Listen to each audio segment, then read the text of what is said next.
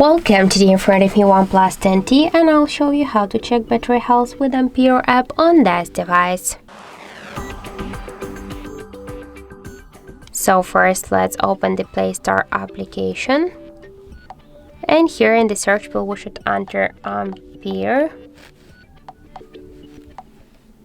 Now we should get this application, that's why tap to install and wait a couple of seconds. After that, tap here to open the app, click yes, I agree, pick close and tap on the OK. And now we can see here information about our battery health. In my case, it's good. Also, we can find here more information like the battery level, capacity, temperature, voltage, model of our smartphone, Android version, and more other info. So that's it. Thank you for watching, and if you find this video helpful, don't forget to leave a like, comment and to subscribe our channel.